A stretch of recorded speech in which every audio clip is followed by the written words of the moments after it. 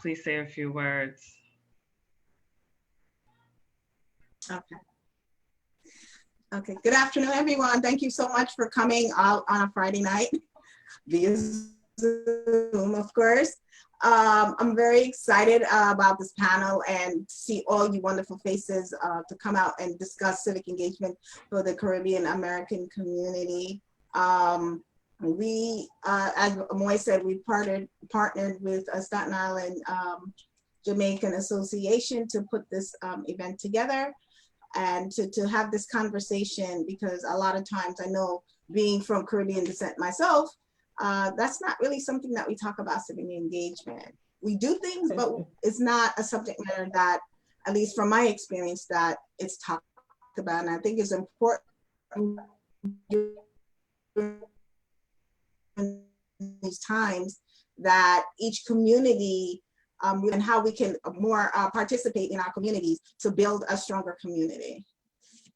So that's really the purpose of this event, is to have that conversation and to encourage each other and the next generation to be a part of that fabric. So I just want to say a few things about my organization. We're a nonprofit organization. We started about 6 years ago, and our goal is to provide programs and services for the women and children of the Staten Island community and beyond. And we've been lucky to be partnering with many organizations during this COVID-19 pandemic especially. And I'm very excited to be a part of this conversation today. With that being said, I just wanted to pass the baton to Sister Lorna there. Hello, everyone. Hi, my sisters and brothers. We join with the Muslim Sisters of Staten Island because as Jamaican, we place people at the heart of everything we do. Staten Island Jamaican Organization, formerly known as CIJA, was established on January 25th, 2014. The focus is to establish and maintain solid relationships with our community, as well as our Caribbean people, as we keep abreast of current events in our homeland. Throughout the years, the organization has sponsored various events,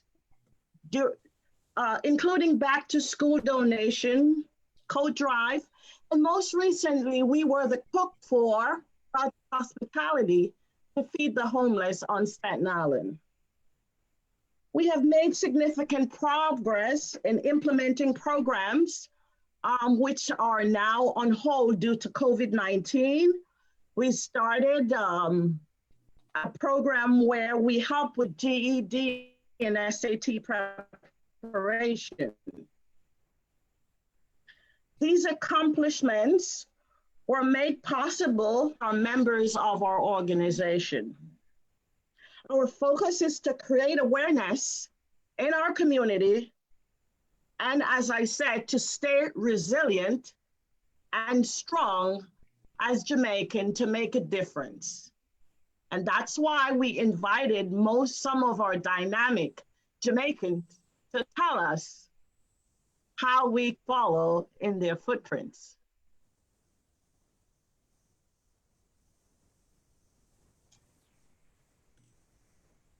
I think that Lorna might have frozen. Lorna, are you there? Yes. Okay. Sorry, I wanted to make sure. Are you done? Can you hear me? Yes, you just froze a little bit, so I don't want to cut you off. Okay. I'm done. I was done. Okay. I just turn it back over to the panelists. Thank you so much, Lorna, and thank you so much, Safia. Thank you so much to the Muslim Sisters of Staten Island and to the Staten Island Jamaican Association. I'm really, really proud and glad to be hosting and moderating this panel. First and foremost, as a proud Jamaican-American, born in Jamaica, and my mother and I immigrated here when I was 4 years old. I do think that sometimes, especially as a Staten Islander, we forget that we have a very diverse community on Staten Island. We have a diverse immigrant community of East Asians, of African, and of Caribbean-American. So this is of course very, very close to home to me. And of course, happy Independence Day. Yesterday was Independence Day. To my fellow Jamaicans, we celebrated, I want to get this right, 58 years of independence. And it's a really proud thing. And so I want to take a moment to introduce our amazing panel, and each of our panel speakers are going to speak about introduce yourselves, take about like 2 or 3 minutes to introduce yourself. We have some amazing people here. So first and foremost, Congresswoman Yvette Clarke, thank you for joining us. Please introduce yourself, although you do not need any introduction whatsoever. Thank you so much for coming. Sure. Let me start by thanking Amoy for being our gracious moderator this evening, to say hello to assalamu alaikum to Sister Sophia and the sisters, the Muslim sisters of Staten Island. Let me also say wagwan to Lorna and thank her. Wagwan. Thank her so much for inviting me to participate in this evening's very important and very timely conversation. And to all of my fellow panelists who are here, a pleasant good evening to everyone. I'm Congresswoman Yvette Clarke. I represent the 9th District of New York, which is Central and South Brooklyn. And I've served in this capacity for the past 13 years and 8 months now. Prior to that, I served in the New York City Council for 6 years, having succeeded my mother, the Honorable Dr. Una S.T. Clarke, who's the first foreign-born woman elected in the city of New York to the New York City Council. And that makes us the first ever mother-daughter succession in the history of the New York City Council. And to this day, we remain the only mother-daughter succession. My mother, my father are immigrants from the island, the beautiful island nation of Jamaica. And I'd like to extend a happy 58th independence anniversary to the Jamaicans who are with us on this this evening's panel and who are viewing us live. And I was raised in a community that increasingly became more and more diverse, with people of African descent who were coming from the Caribbean region and who were also coming from the continent of Africa.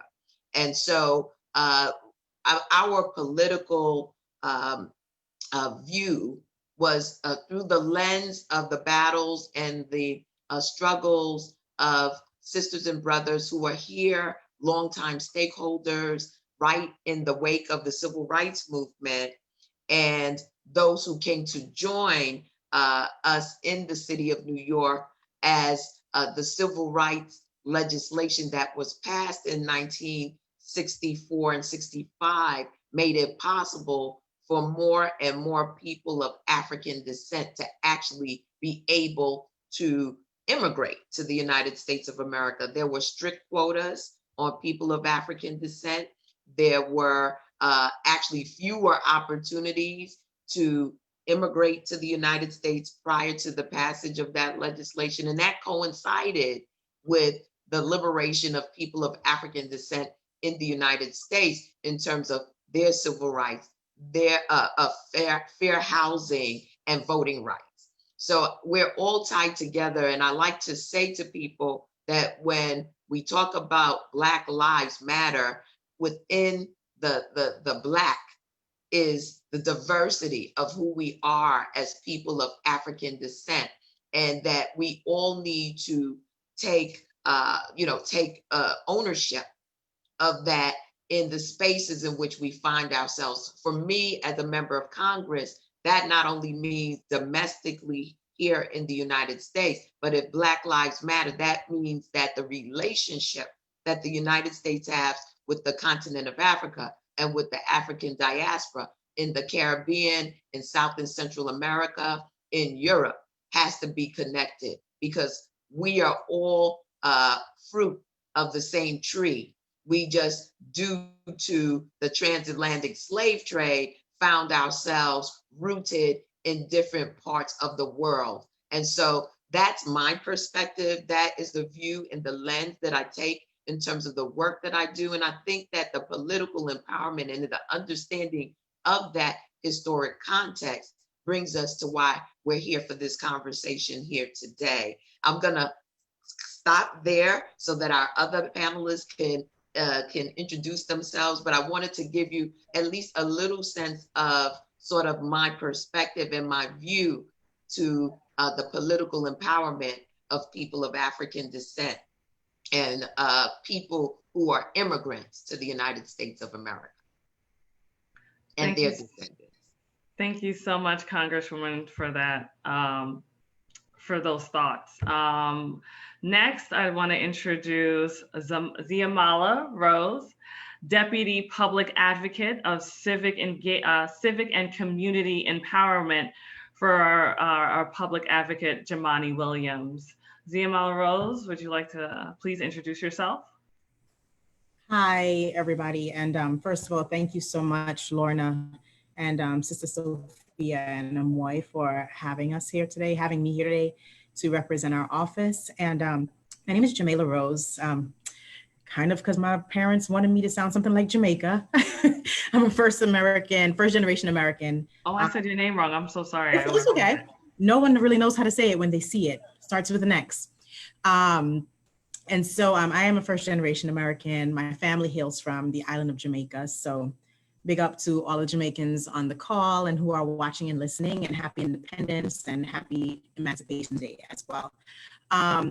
So I guess when I'm thinking about my role, particularly in this conversation in my community as a woman of color, as a Black woman, as a child of immigrants, and in the space that I occupy, which is being in an advocacy role in the city of New York, I'm always thinking about the ways that immigrants, especially Black immigrants, have been sidelined and marginalized, in our city.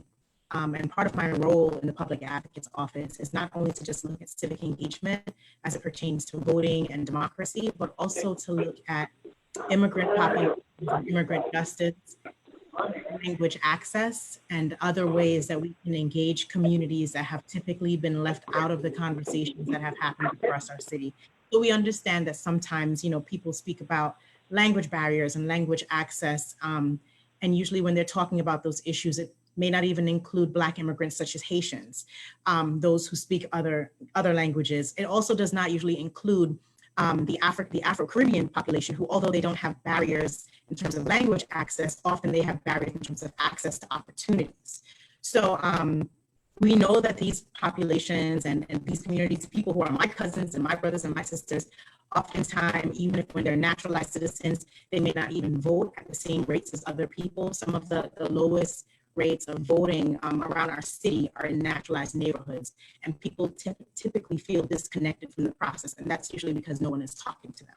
So part of my role is to ensure that we are talking to all New Yorkers and all immigrants, and also making sure that we're keeping a special eye and paying special attention to racial equity and how we distribute funds. Even recently, our city, created a fund for undocumented immigrants, and we literally had to go to bat for immigrants and say, how many Black-led immigrant organizations are part of that list who are receiving that money? So that's the role that I play, and this is the space that I'm in.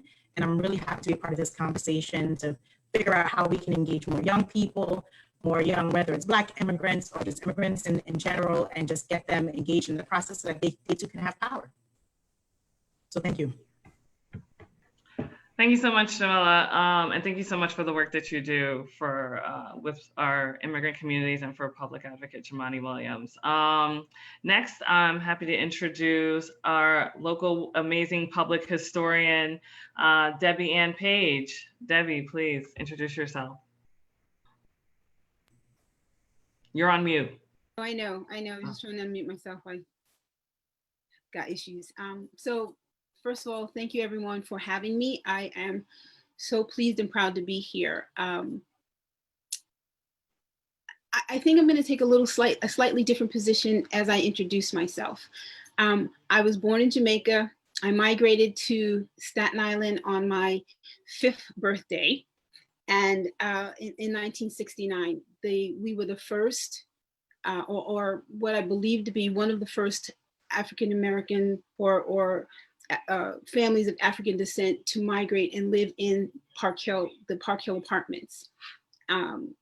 With that, we were surrounded by people who othered us. We had accents and we were different. And I made sure that I got rid of my accent quickly so that I could fit in, because from kindergarten to the 2nd grade, I literally had to put up my dukes every day to fight my way to and from school. Park Hill was then, housing was subsidized, and there was an influx of families of African descent from Brooklyn that came in. And one of the things that I saw happening in the early 70s in Staten Island was that there was a disconnect, that the native-born people of African descent thought themselves different from the Caribbean-born, who thought themselves different from those who were continental-born. And so this whole time, growing up on Staten Island, I just kept trying to find myself in the history. I kept trying to find myself across the board, and it just didn't seem to happen. No one was teaching me anything. No one seemed to know anything.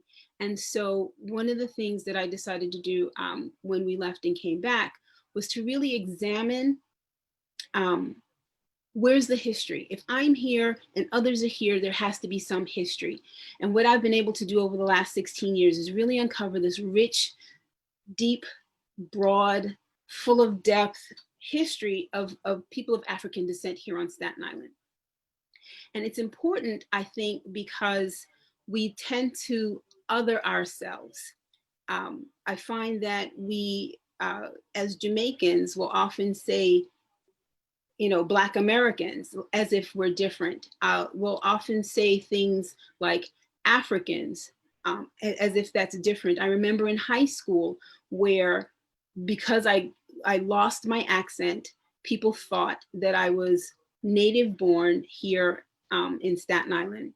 And the African Caribbean group of students refused to engage me at all.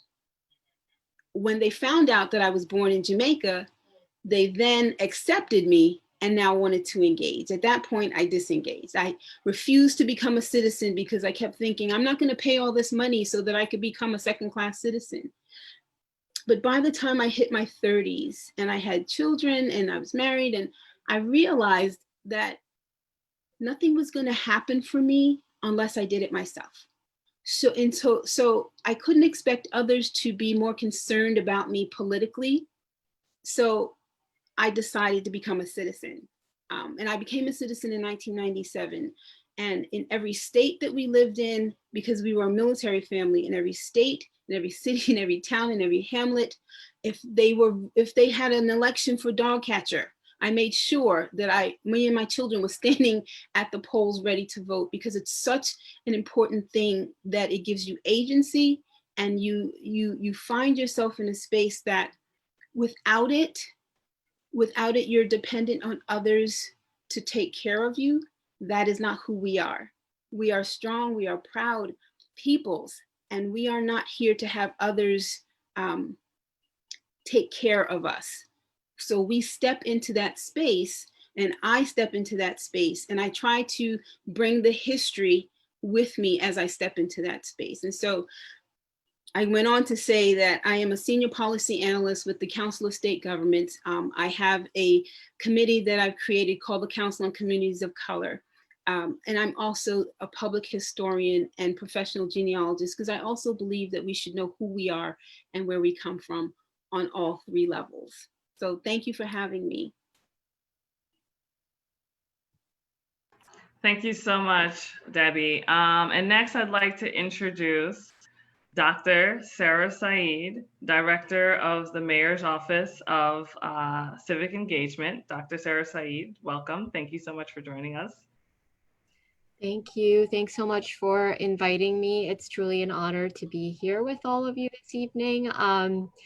I'm sort of kindred, not exactly from Jamaica, but I was born in India and grew up in the Bronx. And I just remembered from hearing some of your stories that when I came to America, a lot of people didn't really know who Indians were in my neighborhood. Indians from South Asia, anyway, they all thought I was like Native American for some reason. But it's been a great journey to live in New York City and be surrounded by beautiful communities, including yours. And I can't underscore sort of the importance of this event today and really highlighting the need for greater civic engagement of all of our communities. This is like such a pivotal moment in our nation's history. We have an election coming up, and we really need more and more people to participate and to really have our voices heard, right? Because if we want to expand the public square, we have to take the responsibility to show up in it. No one's going to give us, hold our hand and take us there. We really have to seize this moment. It's our right to have our voices be heard by people in power and to build our power in this country. So I think events like this, like tonight's, are really important to help gather the community. And just about myself, the New York City Civic Engagement Commission is a brand new city agency. It's actually not within the mayor's office. It's an independent commission with appointees by the mayor, the city council, and the borough presidents. And it is, I think, really great that a lot of people voted for it. It's not every day that New York City creates an agency by referendum. So we've been setting up infrastructure for the past year. We're just a year old, and we are charged with citywide participatory budgeting, providing interpretation at poll sites, as well as strengthening the 59 community boards all across the city. So we're just, right now at this moment, just offering community boards trainings, for example, in parliamentary procedures, and really excited about working with communities all across the city to help strengthen civic engagement, build democracy, stronger democracy in New York City. And really the mission of the CEC in the charter talks about strengthening civic trust. Because again, we're at a time when a lot of people, not just in our country, but I think globally, are questioning what leaders do. There's, trust is very fragile. It's been broken in some places. So we're hoping that through our work and by working with all of you, we can strengthen the fabric of democracy in New York City. Thanks so much. Thank you, Dr. Sarah Sayeed. And I'm proud to say I used to work with Dr. Sarah Sayeed, and she is amazing. There isn't a better person for that position. She is truly cares about the community, about people all across New York City. And we are very proud, and I'm very proud to have her as our Executive Director of Civic Engagement. So thank you so much. Shout out to you, Dr. Sarah Sayeed. And of course, we saved the best for last. Bobby Digi, local community advocate, business owner, and just all around just fighter for the people. Bobby Digi, please introduce yourself. Peace and love, everybody. Thank you, Amoy. Excited to see you as moderator. I want to acknowledge the Congresswoman Yvette Clarke, who's I consider a friend. We've had many forays in Brooklyn, with Councilman Laurie Cumbo and Prince. It's nice to see you here. To my sister Lorna, who I love so much, and my Muslim sisters who we've collaborated with countless times, Debbie and Paige, and our distinguished fellow panelists. My name is Bobby Digi Olisa. Olisa is my Nigerian family name. I was born in Brooklyn, New York, to parents from Nigeria who came here to further their education. But I would like to say I'm an honorary Jamaican. I'll tell you why. I've been going back and forth Jamaica for over 20 years now. And I had the honor of actually managing Kimani Marley, Bob Marley's son. I broke his album in Jamaica. I also handled Wayne and Wayne Wonder, the legendary artist. And for the first time, Buju Banton, I brought him to Staten Island to the St. George Theater. And that was a big deal to have Buju when he had his tour. So we were able to bring him to the borough, and that was a historical context. I'm a lover of reggae music, locks in the whole 9 yard. And the culture, I feel, is my culture. You know, we always say that Jamaicans are similar to Nigerians in many ways. And there's a lot of intersectionalities in food, our energy, our vibrancy. So, you know, Jamaica is with me. I'm with Jamaica. And, you know, want to congratulate Jamaica on their 58th anniversary. And just say big up to every Jamaican out there, massive, and, you know, you done know. So my name is, like I said before, Bobby. I'm a community organizer and social entrepreneur.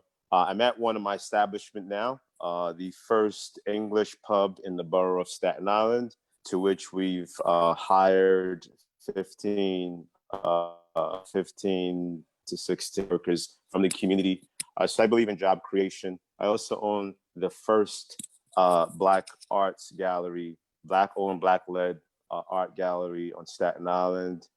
It's modeled after the Schoenberg and Makata, where we have the largest collection of books on African-American, Caribbean, and African continental African history, so that we have a resource center to go and reconnect with our history, re-engage with what those before us have done. And oftentimes we find ourselves, you know, history repeats itself, especially here in America, where we're fighting the same battles that our ancestors have fought.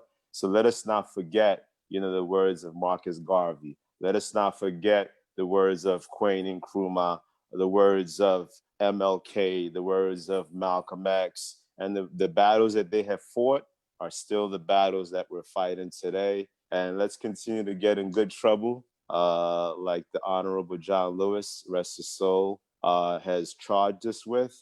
So for me, civic engagement is what I've done for as long as I can remember here on Staten Island.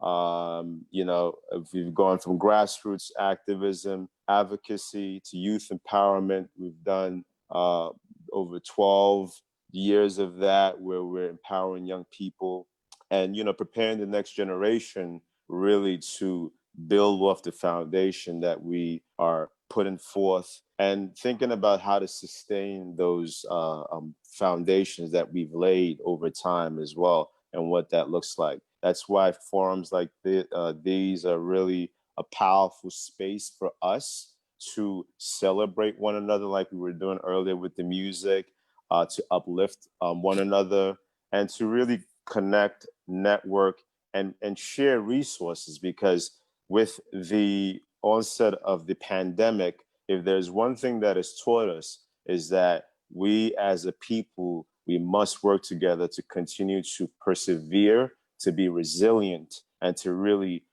get through this pandemic with the little resources that you know, is finding its way to our people, because we're constantly being left out of the bigger pie. So we have to figure out ways to collaborate and create synergies that'll move us forward. Once again, it's a pleasure to be here, and it's an honor to be among such powerful women. And you know, I look forward to talking further. Thank you. Thanks so much, Bobby. And I want to give a special shout out to Dr. Una Clarke, who's also on the line. Big up to you, Dr. Una Clarke. Big up, big up. Thank you so much for joining us. And to all the other folks who are joining us on the line and watching us, a part of the Muslim Sisterhood of Staten Island and Staten Island Jamaican Association. Yes. Hi, everyone. Actually, one of the things I did forgot to mention is that Muslim Sisters of Staten Island has been doing some civic engagement work. We actually teamed up with a couple of our communities, I think a couple of months ago, to do the My Community Counts event, which we did at Park Hill. And then we did, as of course, invited the census and encouraging the community to participate in the census, which is very, very important at this time. We also recently did a protest walk called Art of the Protest, where we walked from the Makerspace Park all the way to the Borough Hall, talked to the people. We did like a 6 by 6 foot canvas, which we're hoping to work with Canvas Institute to finish up and bring some local artists to really make that project pop. And so we're looking forward to, engaging a lot of the youths in our community to understand and participate in civic work. Thank you so much, Safia, and always thank you so much for all the work that the Muslim Sisters of Staten Island doing. I just want to give a big also shout out to Eric, our young person in the room as well, from Youth Build. Thank you so much for joining us, Eric. We appreciate you and always happy to hear your input. So first things first, everything that everybody said kind of touched home for me as a Jamaican born immigrant coming to America. When I was young, I grew up with very strong roots to Jamaica. The whole thing that you hear your family talking about is we're working hard so that we can build a house so we can all go back home. And it was always interesting growing up for me because I felt like I had to straddle two lines, being a Caribbean and being Jamaican, and being proud of that, but then also being American and being able to assimilate into that, to the point where at one point I wasn't even sure what to check off because I wasn't African American, I was Caribbean American. So my first question goes to you, Congresswoman Yvette Clarke, and of course, folks can chime in. Why is it important to say we are empowering the Caribbean American community? Why, compared to saying these other, other things? So, Amoy, I have a different perspective, I guess, just due to the time in which I came up in Brooklyn, New York. My parents immigrated to the United States in the 1950s. And so they were here prior to the civil rights legislation being passed. They came, of course, with British passports, coming from Jamaica during a time when Jamaica was still colonized. So I was born in Brooklyn. However, there were a number of folks in the community, because my parents insisted that I speak proper English, so I had no accent whatsoever, that knew that my parents were from the Caribbean, but were kind of confused with me because of my Brooklyn accent, if you will. And I was embraced on one hand, but then kind of shunned on the other. So people who were born in the US and several generations in the US would call me a coconut. And those who were from the Caribbean would call me a Yankee. So I was really confused because I didn't know whether I was a Yankee or a coconut. I just decided to embrace both and move forward. Let me say that it is important because in the United States of America, we are a mosaic, a gorgeous mosaic, as Mayor David Dinkins would say, of people from around the world. And whether you are European or you're South Asian or you're from the Caribbean, there's a certain amount of pride that comes from the fact that you have come to help build this nation alongside others who came from around the world to build this nation. When we go into certain communities, by the ethnicity of the people who live there. In Brooklyn, you went into certain neighborhoods, you'd say it's an Italian neighborhood, though most of the people who are living there it's of Italian descent. They were all born in Brooklyn, right? You go to so-called Chinatown, but so many of the people who live in Chinatown were actually born in Manhattan, right? It is a way of us reaffirming who we are, but also reaffirming our contributions to building this country. And when you just break it down to the racial dynamic, which is what the tendency is in the United States, things tend to be broken down by race. So you have white people and you have Black people.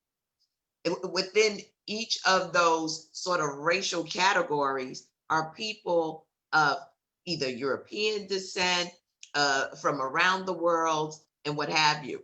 And then when you break it down to Asians, then you're really you can go through many different dynamics, because people are I find it funny when people encounter a Chinese person of Jamaican descent who has a strong Jamaican accent, right? It blows people's mind, but that's the global nature of what makes different parts of the world so unique. The United States, unfortunately, has the history of the racial dynamic. So that's why, just to answer your question, it is important for us to assert our ethnicity, because it is the ethnicity that has brought us to this point.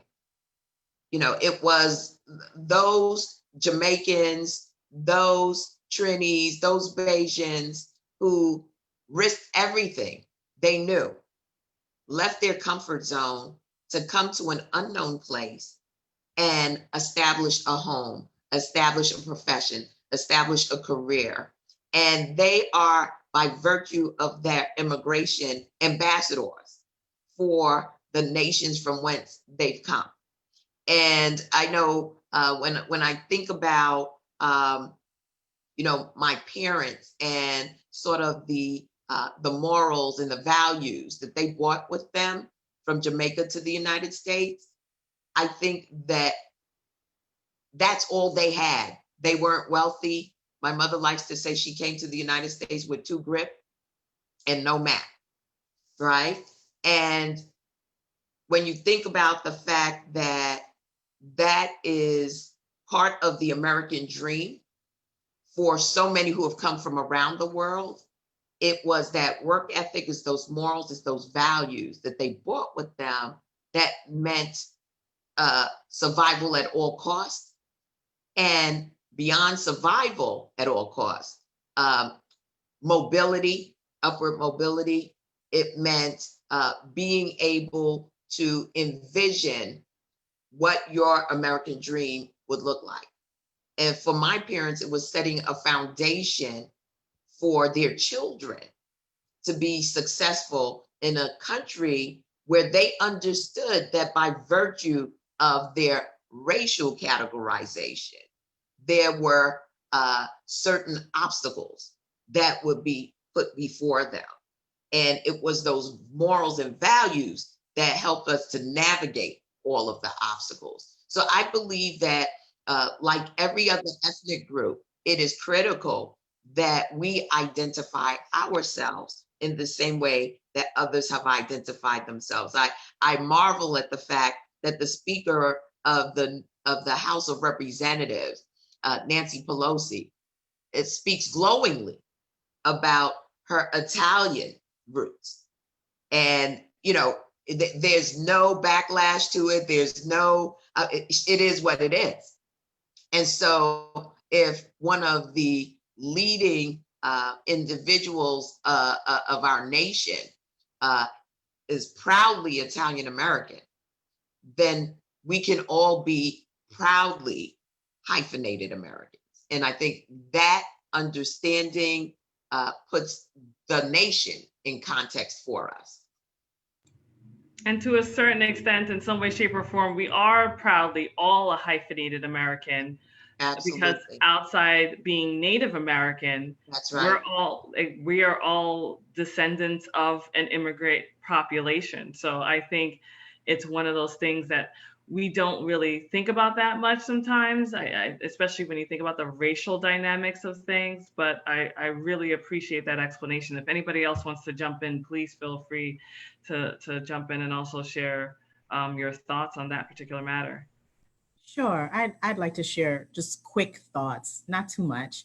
And just from my perspective, of course, you know, growing up in the community where I'm from, which is largely an immigrant community, probably more than 50% of the people there are foreign born.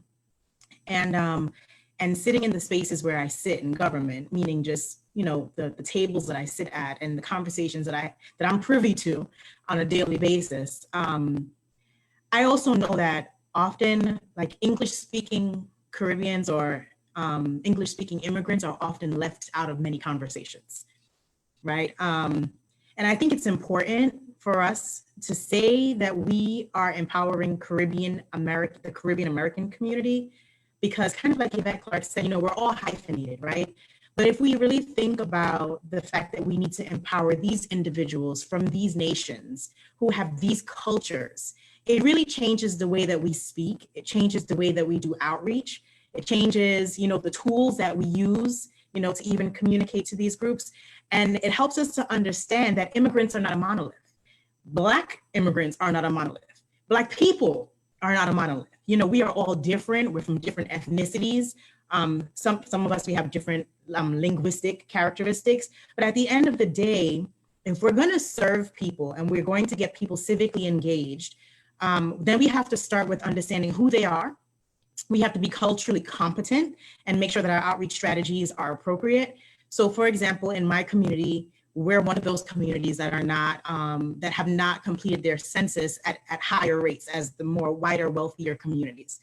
And it's always interesting to me, and I find it funny when I see that when people look at the community, they say, oh, well, it's Black people, right? So then they just start throwing Black language and Black, what they quote unquote think is Black, at these communities. And I'm saying to myself, well, these are Black immigrants, and the things that you're using, that you're designing, from the graphic art to the language that you're putting in these posters, is not talking to them, right? So if we're going to be talking about these particular people who live in these particular zip codes, then we need to be more strategic about it. So when I think about empowering Caribbean communities, I'm very explicit, and I'm very targeted when I'm talking to them, and I make those distinctions every time, even when I'm speaking in these places. Like, who are we speaking about? Are we speaking about Black people? Are we speaking about Black Americans? Are we speaking about Black individuals who are born in the United States, Black immigrants? Who are we talking about? Are we talking about Chinese Jamaicans? Are we talking about, you know, the Indo-Caribbean? You know, because it's not all the same. And I think it's a lazy perspective to have, you know, when we just approach it just saying, okay, we need to reach this community or this borough, whether it's Staten Island or Brooklyn or Queens, you know, which all three of them are very, very diverse. And then we just come up with one cookie cutter strategy. And that's why oftentimes there's no access, you know, and there isn't enough opportunity, because the tools that we're using just don't work, you know, for the people who we're trying to reach. So we have a huge task ahead of us. We have ranked choice voting coming up in 2021. Where we're changing the complete way that we vote. My question is, like, how are we educating people about that in the African communities, in the various African communities, because they're not even all the same either, in the Caribbean communities, in the Latinx communities, in the Asian American communities. You know, we have the census that's happening right now, and the president has asked the Census Bureau to move the deadline up. How are we engaging people to let them know? And then, you know, there's just other things that are happening. We have an upcoming election, you know, and it's very difficult for people to go to the polls. Like, how are we doing that communication as well? So I agree with everything the Congresswoman said. And Amoy, I thank you for that question, because oftentimes it's like an invisible group, you know, it's like the Caribbean people, but no one sees that. Everyone just sees race. They see Black, they see white, they see Asian, they see Indian, but they really don't see the ethnicities and the various ways that it creates opportunity, you know, for us to creatively engage different people. And how we empower ourselves as well. I think for a long time, I grew up sort of scared to say that I'm Caribbean American, because I was afraid that I would be, my Jamaican family wouldn't be proud and think that I wasn't proud of being Jamaican, but I was also proud of being American too, and understanding American culture. And it's something that I myself have had to grow into, to say I'm a proud Jamaican. I'm proud of my history. I'm proud of my background. I'm proud of where I come from, but I'm also a proud American as well. And I'm proud of what the contributions, thank you so much, Congresswoman Yvette Clarke, the contributions that my community and my people and my culture have brought to this country. And I wanted to just also just to add very quickly that it's really up to us. You know, you can't expect others to do for you what you don't do for yourself. And so if you hide in the shadows, if you make yourself inconspicuous, then you can't expect others to celebrate you more than you celebrate yourself, or be more curious about whether you we need to do something specific to address you directly. You become part of a monolith. You become part of a stereotype. You become part of other people's imposed vision of who you are, based on the fact that you yourself have not stepped up to identify who you are. And I think that that was the magic of former Councilwoman Emeritus, Dr. Una Clarke, because she was the first woman to step up in the city of New York to say, I am a Caribbean woman. And that sent shockwaves throughout the body politic across this city, because no one had stepped up to say that. There were a lot of rumors about the Caribbean community. People knew the Caribbean people were here. Everyone had been to Allen's Bakery on Nostrand Avenue, you know, but those people didn't vote. That was the whole moniker. This is 1990, 1991. That wasn't that long ago. So we need to be able to say for ourselves who we are, defining ourselves and defining generations of folks, because it didn't start with Dr. Una Clarke. People talk about the Honorable Shirley Chisholm, but she was the first Black woman elected to Congress in the House in the United States. I always add, not only was she the first Black woman, she was the first Caribbean-American woman to be elected to the United States Congress. And so it's important that we're accurate and that we proclaim who we are. And in the same way that we respect everyone else's ethnicities, we're not monolithic. People will respect ours. I just want to thank you, Congresswoman. I just want to bring that point locally. So about 2006, I had created an initiative in the borough of Staten Island, where I had seen that there was not a parade celebrating people of African descent at all. And I remember when I came up with the idea and I was trying to get the permit, and I had an authority ask me that, why do you want to do this parade and this and that? I said, well, why do the Irish have the Irish Day Parade? Why do the Italians have the Italian Day Parade in the borough of Staten Island? And I got to tell you, the pushback that I got trying to organize this parade, and initially we were not going to be given a permit, and I'm talking about Staten Island. And then when we did get the permit, they put us back on Front Street before it was developed. It was a desolate back street, and I was telling them I wanted to shut down Bay Street because I felt that it was important for our community to be seen and be heard, and that it would be empowering for our community to be able to celebrate our heritage, our African descent heritage. And I got to tell you, it took us about 3-4 years of really advocating to get the permit. And because it was important to be represented, because it was important to have a platform to be seen and heard and celebrated our rich heritage. And, you know, the parade was to celebrate people from the African, Caribbean communities in the borough of Staten Island, because I felt that it would be empowering for us to see ourselves in numbers. And I want to say, you know, a few years later, the Staten Island Jamaican organization with Lorna and the rest of the folks really got involved. And I remember the first day that happened and how powerful it felt to be able to say, this was the vision, this is what I intended to see happen. And that parade has grown today to become the main parade in our borough. And when you talk about civic engagement, when you talk about getting involved, getting engaged, it's about representation. And I've always said, and I've always showed, that it's for us, by us.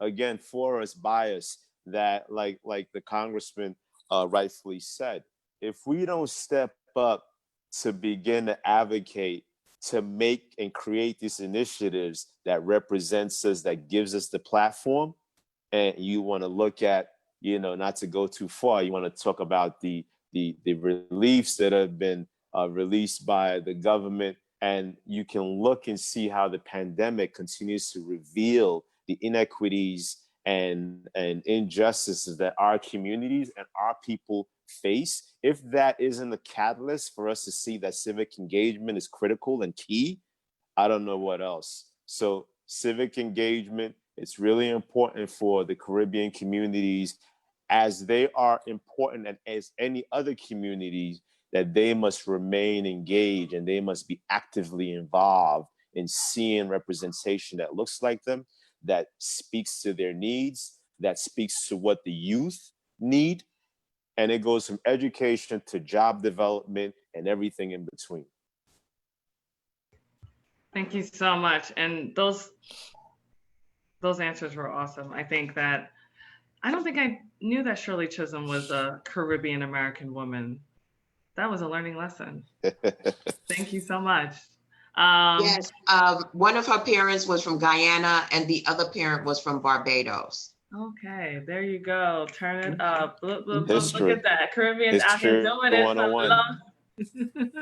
I want to bring it to a historical perspective, because that's an interesting thing that you just, like, I didn't know that Shirley Chisholm was Caribbean American. And we always, and we say this all the time, how important it is for us to know and understand history, for us to be able to see ourselves in others and be able to pursue all these things. I know that for myself as a young woman, as a young woman running for office also, I look at you, Congresswoman Yvette Clarke and Dr. Una Clarke, as examples of what is possible. So I'm going to start this question off for historian Debbie Ann Paige.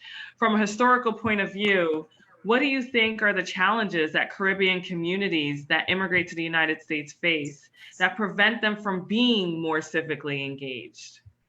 Thank you for the question. I think first and foremost, one of the challenges that we face is the disconnect. As the Congresswoman said, we struggle to find ourselves sometimes. I too was called a coconut and was offended by it. And I too was called a monkey. I was never called a coconut. Oh my gosh, it is like I had friends who called me that, thinking it was some kind of term of endearment. And then I found out later that that friend who would call me out as a coconut was actually Jamaican descent herself, but had distanced herself from it, and refused to engage in it. When we talk about the census, there's a disconnect where many of us don't recognize the historical importance of it. So, and it's twofold, right? So we know the importance of counting and community and what the dollars that brings to the community, but even just on a more basic level of understanding ourselves. I know that as a genealogist, I use the census to find my people. My family started migrating to New York in I think the first one I found was 1917. where it wasn't necessarily easy to get a visa to come to the States. My grandfather came in 1920, and then he brought his sister in 1923, and I found them through the census. But again, I think at a more basic level, we tend to not understand ourselves. And when we don't understand ourselves, we have a difficult time disconnecting to one another. So if I look at myself and I say, okay, I didn't know a lot about being Jamaican because I was living in a predominantly white community that no one wanted to even talk about my Jamaicanness. So my brothers and I, my brother's gonna be angry with me when I say, but my brother speaks with an Italian accent. And how is it that a Jamaican is speaking? He's like, hey guy, you know, how is it that a Jamaican is speaking with an Italian accent? And it comes because you've had to find a way to cope and adapt. And in doing that, you kind of lose a sense of self and you disconnect. And I disconnected from my Jamaican heritage for a time because it was just easier for me to get through my life. Now, I love cornmeal porridge. Like, that is a thing. I eat cornmeal porridge every single day. Thank you, Grace International, so that I don't have to make it myself. But with all of that, if we don't understand who we are, and we don't know that we've done anything, right? So similar to what you've just said, Amoy, that we didn't know about Shirley Chisholm, because again, we're all lumping, and we're having this conversation now about being monolith, right? Jamaicans aren't monolithic. There's a caste system that exists in Jamaica that, oftentimes I had one professor call me a yardie, and my mother was like, what do you mean yardie? I'm not from the yard. What yard are you talking about? And so there's a lot of language, there's a lot of space, there's a lot of things. And if we don't understand each other, if we don't know our past, then it's difficult for us to step into the future. It's difficult for us to step into the present and understand what we need to do in order to be civically engaged. I know that the young leaders of Staten Island, they didn't know anything about the history of Staten Island. They didn't know anything about the history of African-American history, of people of African descent in Staten Island. And I gave them some history. And when I did that, they created this amazing march that they marched from the sandy ground on the South Shore to the Staten Island ferry on the North Shore. And it took them 7 hours of dedicated marching in the heat to retrace the steps of the Underground Railroad here on Staten Island. And when you give people their history, there is where the empowerment is possessed, and where they shoot from that position, where they find themselves and they can connect to. So one of the things that we have to do in order to get people to civically engage is to understand who they are so that they can connect at a very basic level, I think. I wanted to add to that, and I think Dr. Sarah Sayeed might have some comments too, just from her role. But as I think about like what prevents people from being more civically engaged, and historically, I know like in my role, we see challenges with people, when they get here. I mean, I was born here in this country. My parents were from Jamaica. But from just even like people who walk through the door and our constituents and things that we hear, they struggle to get their kids enrolled in school. They struggle to understand the political process. They may not know the difference between district leaders, council members, borough presidents. Everybody knows a congresswoman, so everybody knows Congress, because the congresswoman is very good at, getting her face and her words and everything out there. But like when it comes to like local politics and electoral politics, they're kind of disconnected, and they're disconnected because there really is no one to bridge the gap. Like I know I work with so many organizations, and in like the Washington Heights area in New York City, there's an organization, Dominicanos, and they are amazing, at engaging people civically. And they really focus on Dominican Americans and, Puerto Rican Americans and people who are from the Latinx community. We have organizations in Queens that do the same thing. But I find like when it comes to the Caribbean community, there really is no one entity that has been created to provide that education, that voter education, that civic education. So yeah, there may be participatory budgeting.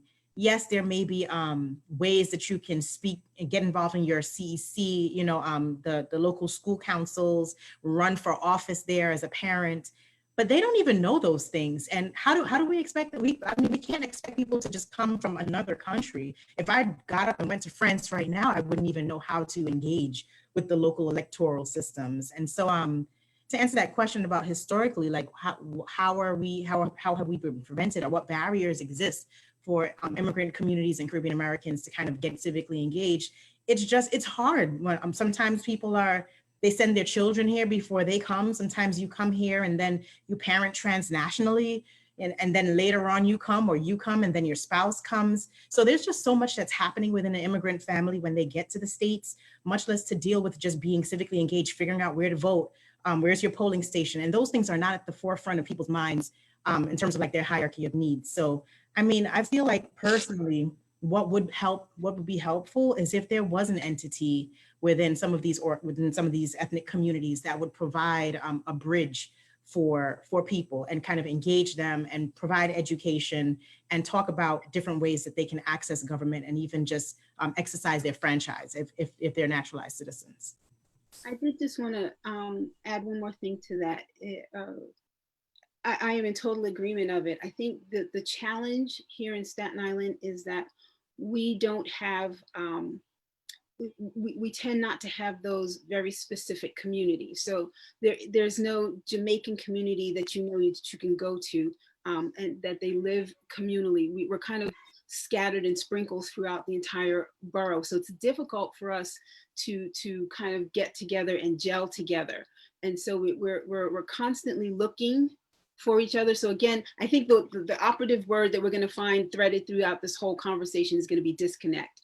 That if you're Jamaican, or if you are Trinidadian, or if you are, you know, from Barbados, any place in the Caribbean, we try to collectively come together as a Caribbean community, but we don't have the definitions of the wherever the native country is that we come from. And so we then blend or try to meld within the African community, because we have a large African community here on Staten Island. So, but again, they're Liberian, they're Nigerian. And so we're constantly trying to jiggle ourselves, so to speak, within which community to try to find a space for us to even start to present as a unified front, right? And again, it's not about being monolithic, but it's about trying to find some kind of unity. And what we've done is we've pieced together an immigrant community, and we've just kind of broad brushed it, where we tend to lose a little bit of ourselves in it. We don't have there are parts of Brooklyn I know that I go to, it's like, Jamaicans live here, I'm gonna go here, or parts of the Bronx. You know, growing up, my aunt lived in a part of the Bronx that was that whole block, nothing but Jamaicans lived there. So I knew that I could figure out my Jamaicanness when I was there. But here in Staten Island, it's so different. And there's no one, I shouldn't say no one, there are a few people here who can really speak to that particular issue that helps to galvanize and gel the community, so that they really recognize their Jamaicanness, because we're talking about being Jamaican today. I don't have a space that I can necessarily go to, or that I knew of until I met Lorna maybe a year ago, that I was like, there's a Staten Island Jamaican Association? Really? I didn't know that. And so we must do better. You know, that's at the very least. But I think that we should certainly try to figure out how do we find, you know, we can't even find who we are, because we're so afraid sometimes of acknowledging that Jamaicanness here in Staten Island. It really is a difficult place to be out of most of the boroughs. Can I jump in? Lorna, you want to jump in? Can I jump in? I just want to jump in because for the couple of years the organization, that's what we're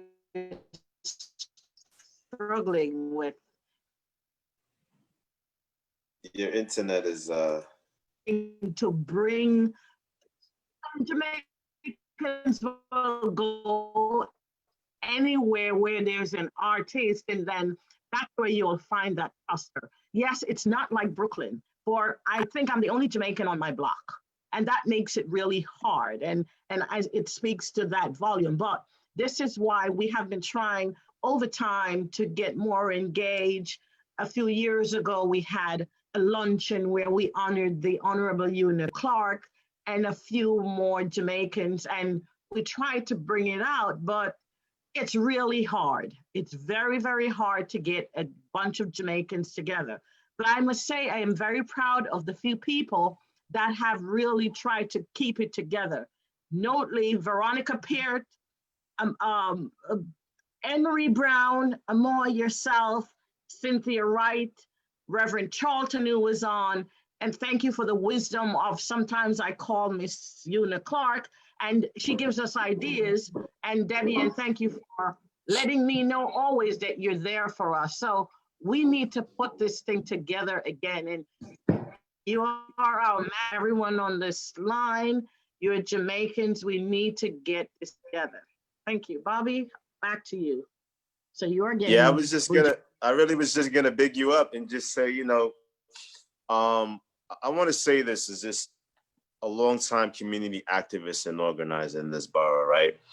That it's really important for us to, Debbie, like you said, to be aware of who and what is going on in our community.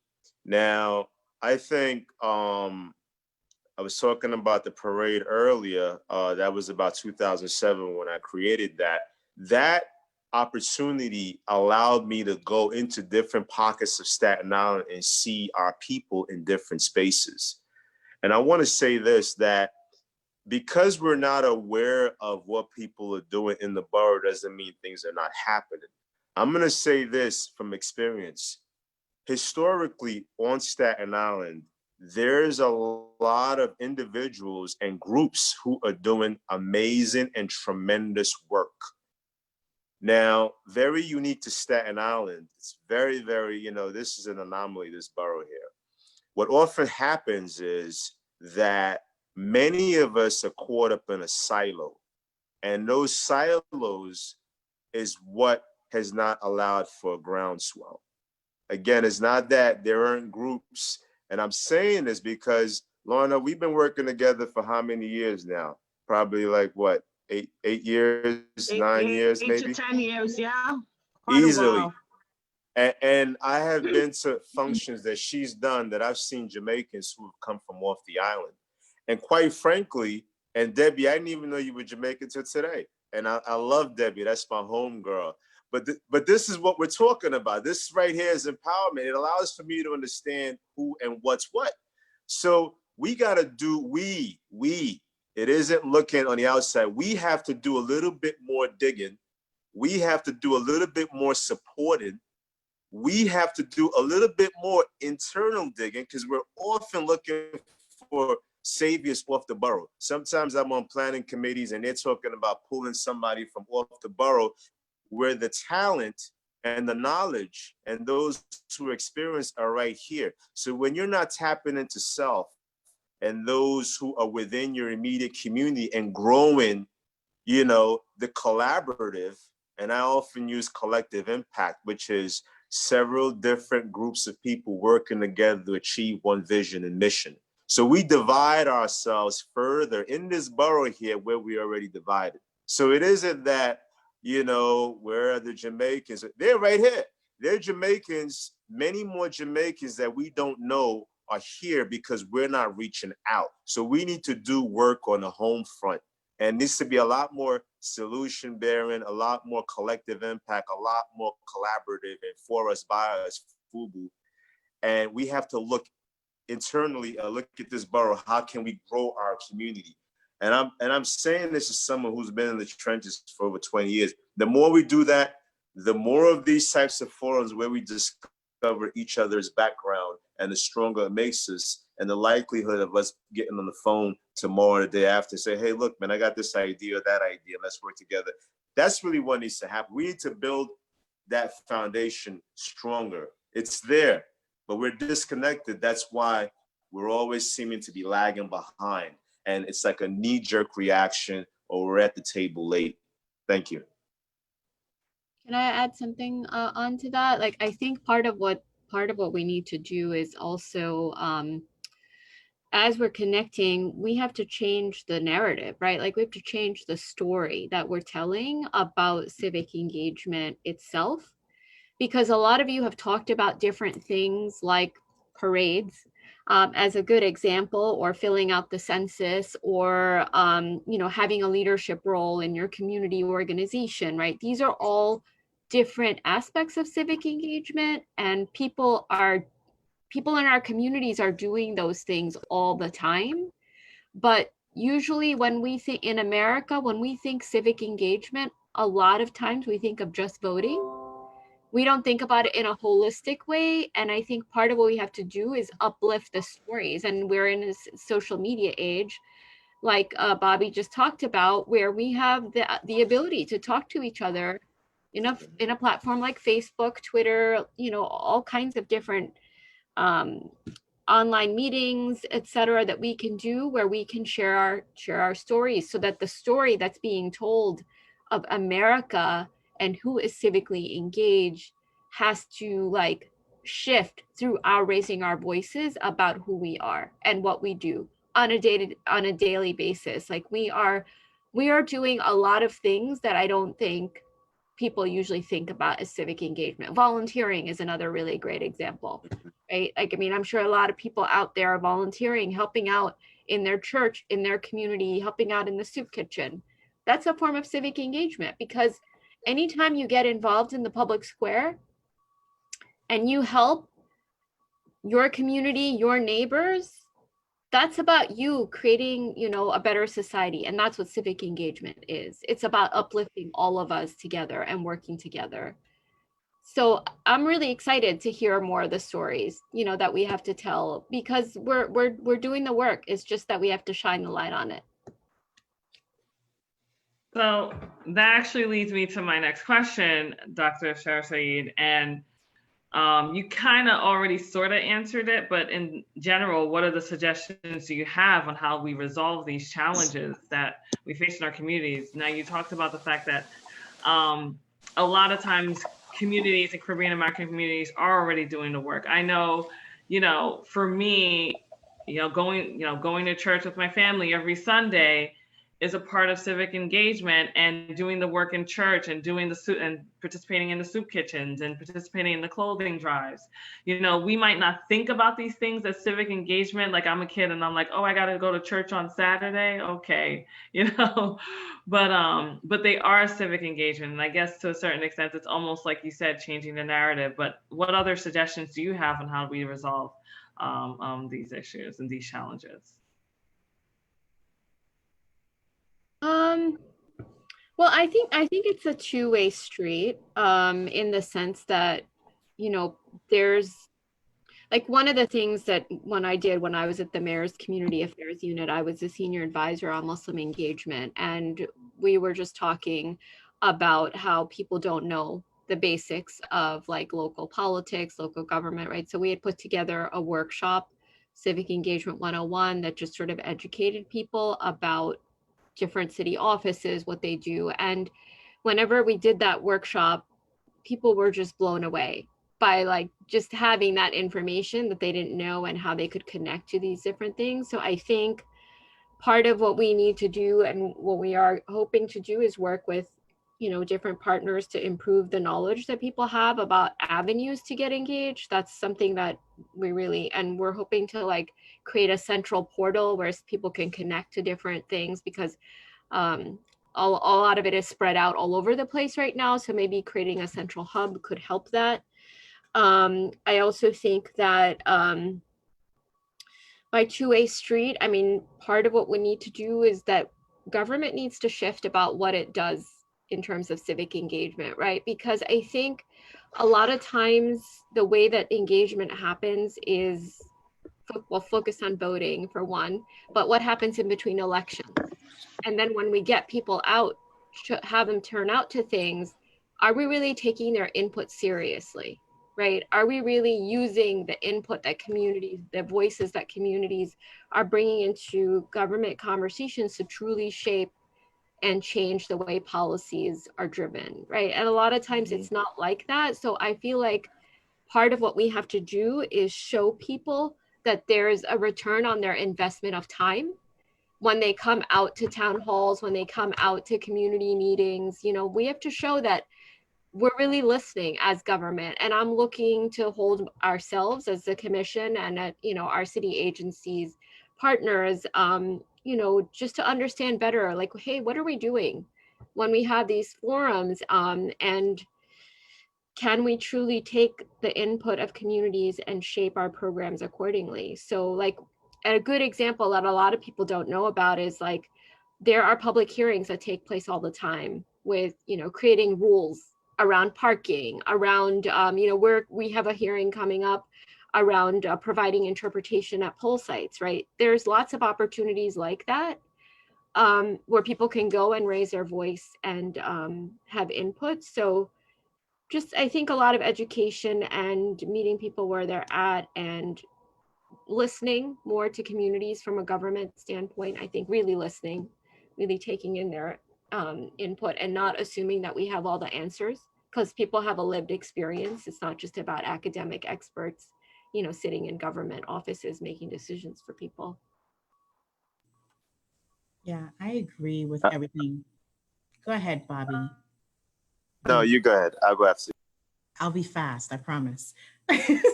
I agree with everything Dr. Sayeed said, especially when it comes to listening to communities. One of the things that our office has been doing is we've been hosting roundtables. So we realized that even in a lot of the outreach that's done through the city, African communities are left out of it. And when I say African, I mean the various countries within the African continent. And we've been bringing them together. We had our African roundtable. We have a South Asian roundtable coming up in September, where we're going to be bringing in people. And of course, we don't deal with one borough, we're citywide. And hopefully we can have a Caribbean roundtable coming up soon.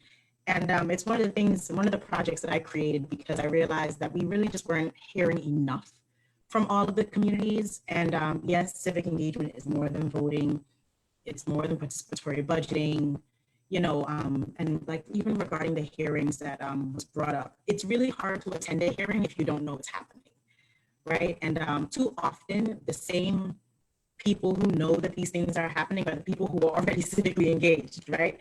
And so it's like a catch-22. So how do we get to people who don't know hearings are happening? How do we get to people who aren't already looped into the process? And one of the things that I've been like really working hard on is just figuring out who are those people in every borough. So to Bobby's point and to Lorna's point, you've been doing this for a long time, and this is the first time I'm hearing of both of these groups. And that's part of my role, to kind of dig deep and figure out who's doing what in every borough and bring them to the table, not because you're not doing work, but because we want to amplify the work that you're already doing. And Amoy and I had a conversation, I think it was like a week ago, and we were just talking about all the work that needs to be done. And like, how do we get power? We get power when we do it together. It's really hard to come up against a collective of people. It's much easier to divide and conquer. And when one person is shouting in a corner on their block, in their neighborhood, they can be beaten. But when we're all shouting together and we're all saying the same thing, then it's another story. So like even during the pandemic, when they thought that they were serving people halal food, you know, and they were putting like hummus and pita chips in boxes, and that was coming up to us through our connections and that community. And our office had to get involved and kind of amplify some of those issues. When we saw what was happening with the seniors and they were getting inappropriate food, our office had to get involved. But there's so many more things that we could be involved in. And I just feel like there's so many other groups out there who are doing the work who we just don't know about. You know, and so I think part of building power and getting people civically engaged is also just getting them connected and figuring out who's doing what and how do we do it all together. Like even in the next month and a half, we have about 6 weeks left until the census is over. Yes, we want to work with all the groups in Staten Island, the Jamaican ones, the Liberian ones, anybody who's doing anything, the Muslim ones. We even have a voter registration platform that we created that we're launching citywide, where groups can get their own metrics weekly. You have your own link. You can register people to vote online. We're looking for partners, and we're searching and we're digging, but it's much easier to get this work done and for all of us to serve our communities if we know each other and we stay connected. So that's all I just kind of wanted to add to what Dr. Sayeed was saying. Yeah, it's just creating that bridge. We need that bridge, and that's going to happen when those of us, like how we're on the phone now, if we continue to do things like this. Thank you so much. I think a lot about the fact that growing up as a Caribbean-American youth and everything that everybody said, when you talk about civic engagement, first and foremost, Dr. Sarah Sayeed, she put some amazing resources in the chat. So we got to make sure that we share all those resources and information out. We're going to share it out on our Facebook pages. We're going to share it out in our contacts and connections. Thank you so much, Dr. Sarah Sayeed, for sharing all those resources and information. But I kind of want to also come at it from like a generational perspective and a youth perspective as well. And Eric, jump in at any point in time, because, and I'm a youth too, so I guess I could jump in too. I forget how young I am sometimes. I got an old soul. But in general, I think a lot about, here I am generationally as a young person, and me being as civically engaged as I've been, I kind of look around sometimes and I say, where are all my other youth? Where are my peers? How do I engage them? How do I get them involved?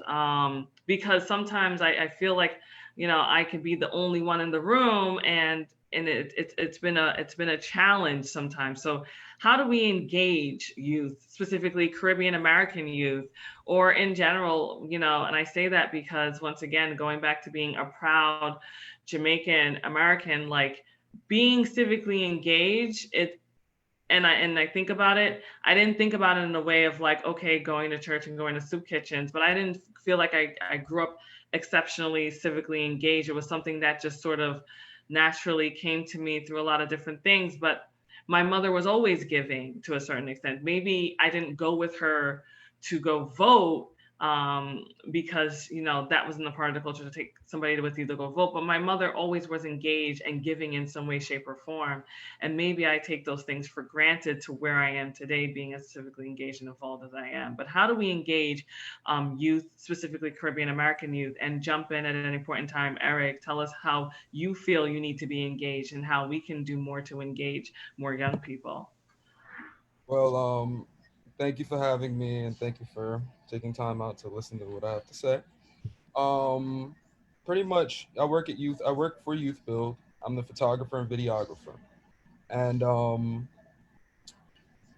what brought me to Youth Build was I am a dropout. I dropped out of high school, and I felt I had no direction going on, with my life. So I was encouraged by other friends that said, hey, there's a program out there that, is looking for youth that are willing to, help you, get along and get your GED, get your OSHA, your flagging, pretty much, I can't remember what other certifications.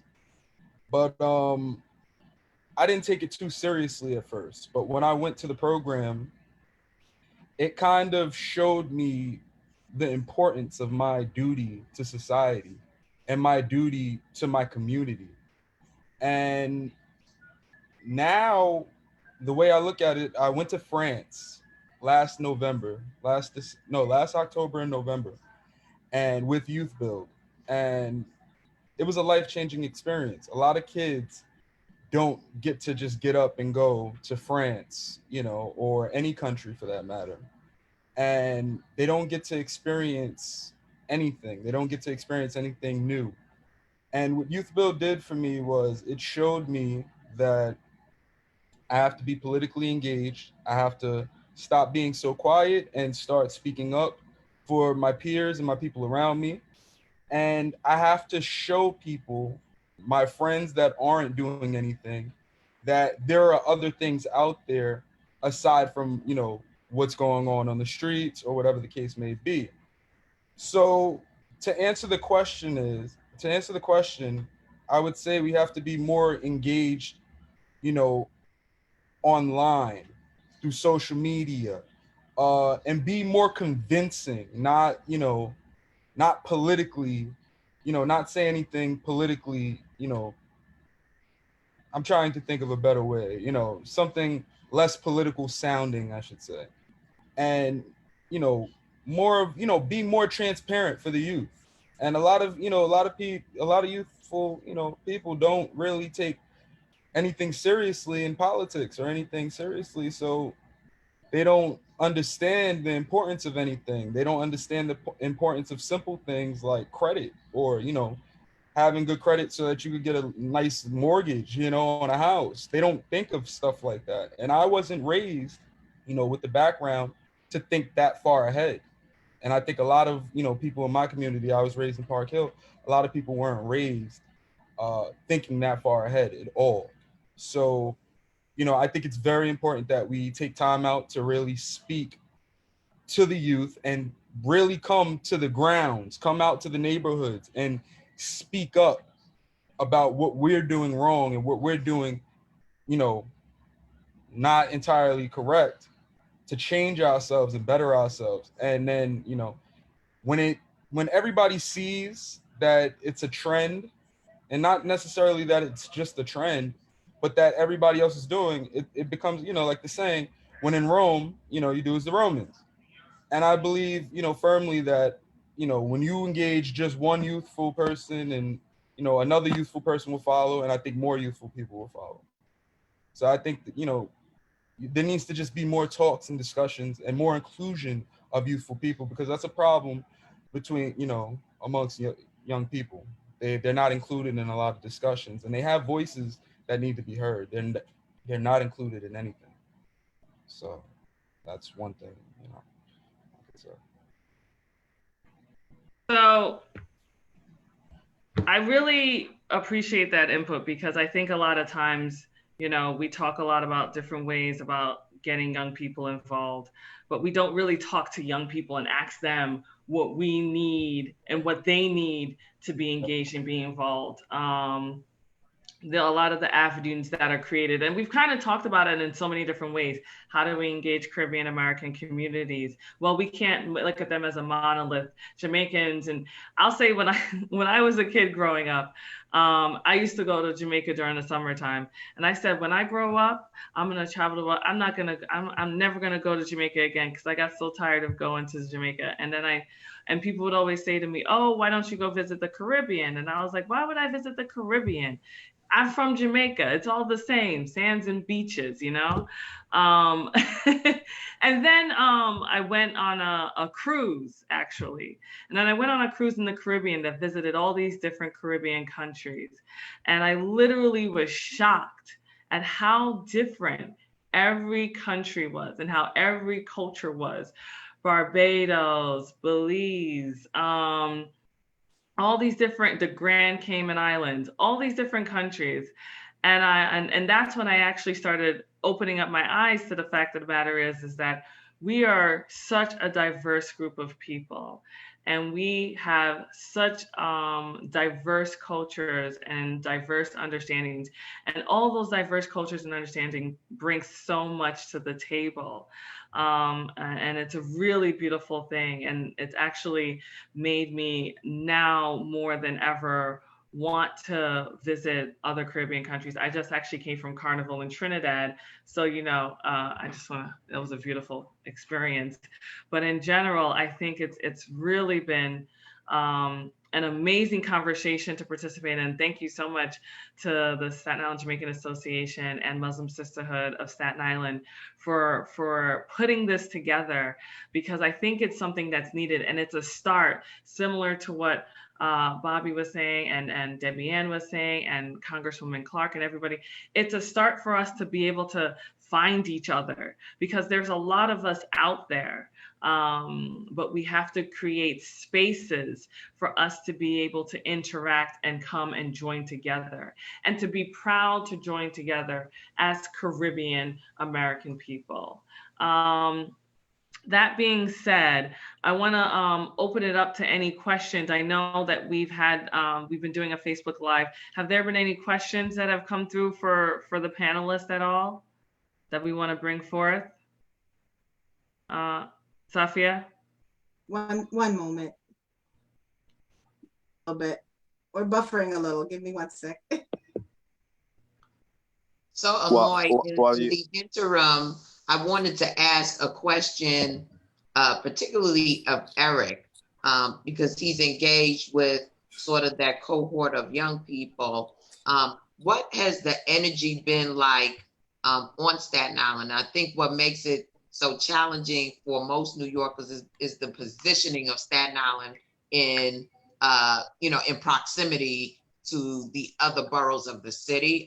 Brooklyn is closest, but we still got to cross the bridge to get there. And Manhattan is not far, but you all got to take the ferry to get there. What was the energy like around the Black Lives Matter movement? It was very mixed. As you know, I'm in Park Hill. It's a mostly African community. If I'm not mistaken, Park Hill has the largest Liberian community outside of Africa itself. So it's not necessarily a Caribbean type of vibe in my it's not necessarily a Caribbean vibe in my neighborhood, but Black Lives Matter, it's a mixed vibe. Honestly, you have a mixture of different people from different ethnicities, not necessarily just African culture coming together out there in not Park Hill, but in Staten Island, coming out and, getting together and rallying. And as somebody mentioned before, there's a group called the Young Leaders, and they were very vocal and active and speaking out for, the injustices of, police brutality against Black Americans. I raised that because one of the things that I have been very conscious of during this period of time, being born right after the Civil Rights Movement, was the fact that what we're experiencing in this moment is really a continuum of a struggle that has existed in this country for generations. And to the extent that we keep seeing ourselves in episodes, if we can flip that either through the arts, through documentaries, and this is where Sister Debbie can be very helpful, linking that so that younger people can see that most movements that have occurred that have been transformative have been led by youth. People seem to think that Dr. Martin Luther King Jr. was Methuselah. He was like 30-something years old when he was assassinated. And we need to understand that in every one of these movements, it's the young people that get fed up, that then begin to organize, that then become that cohort of leaders because they organize. Part of this, what I think you're experiencing on Staten Island, which I don't have the benefit of being in Brooklyn because we organize all the time, is having that structure in place where you're constantly churning, you're bringing in new people. And it goes from generation to generation. So what happened here in Brooklyn is we're seeing one generation of leadership sort of retiring and the next generation sort of standing up. Now, that's not to say that they're informed by the history that came before them, but that has to be part of our narrative. That is actually the source of strength. And if young people know that the folks who, were involved in the sit-ins, the folks, John Lewis was like 18 years old when he was like sitting in at the lunch counters, getting his brains bashed in. So these are your contemporaries of today. What courageous act are you going to challenge them with? Is it the courage to fill out the census and realize and unleash that kind of power? And how do you translate that into that conversation? Because what I've been telling young people and what I've been telling old people and anyone who can hear me is, why are you giving your power over to the people who oppressed you all this time by not filling out the census? Because that's essentially what you're doing. Same thing with not voting. And I hear so many bogus excuses for why, you want to allow someone else to determine your destiny. What it is that there needs to be those conversations in historic context so people understand that when you're united, that power actually does work. Where people seem to get let down is the fact that they don't sustain it. You don't come together to put President Obama in office and then go for go fishing when Donald Trump steps up. You know what I'm saying? I mean, you maintain that power and you build on it, but you have to understand the concept of power. You have to have a desire and a hunger for that power and to utilize it. Now, what happens is young people see the power in a flash and they're like, oh, that was powerful. But then they recede back to the status quo, which has been what has stripped them of their power all along. And so I just wanted to put that out there for you folks on Staten Island in particular. I can't speak to the dynamics that occur on Staten Island, but what I can say is that you have to create your own venues, your own spaces, and then find ways to galvanize. I asked about Black Lives Matter because there's a core group of young people that have been drawn to that for whatever reason. What happens now? What comes from that now? You know what I'm saying? If that energy is resident out there, are y'all gonna just watch it dissipate? Or is there something that you can do to say, yes, Black Lives Matter, the Liberian folk are here in Staten Island for a reason. Why did the Liberians come to Staten Island? What is it to be a refugee? You know what I'm saying? Those are the types of conversations that inspire civic engagement. Your civic engagement doesn't happen because everybody is a crusader or a do-gooder. It has to resonate in the heart, and it has to be something at stake. And what happened here in Brooklyn was a number of things. Police brutality, when I was a kid, it was police brutality, a teacher strike, where, most of the kids in the public school system were Black, but most of the teachers were white. And, they marched out of the school. Our parents marched into the school and began teaching us. Our parents were young people. These are people in their 20s. I was a kid. You have to understand, you have to put it in perspective. Dr. Clarke started all of this. She was a rebel. You know what I'm saying? She was a rebel in her 20s in America. She was a foreign student who used her British passport to get on buses to go down south to do sit-ins. And that energy then got it became generational. Every protest, every organizer meeting, my mom would take me and my brother. So it becomes almost like a passion and a discipline, and you can't start at it flat-footed. What I would suggest and encourage is some more conversations around Black Lives Matter on Staten Island. And like I said, when you say Black Lives Matter, that's all Black lives. That's Black lives coming from Jamaica that's being deported. That's Black lives, coming from Nigeria that are being deported. That's Black lives from Liberia that have been able to, whatever the obstacles have been. And so that conversation could be, really, do Black lives really matter? Who will come out to have that conversation? If you've seen a spike, here in Brooklyn, we've seen spike in violence. So my question in my anti-gun violence rally is, really? Black Lives Matter? That's how you start the conversation. And then all the other pieces of sort of affinity groups begin to bubble up to the surface, because there are certain things that we experience commonly, and that comes from our lived experiences, whether it's as immigrants or it's as longtime stakeholders.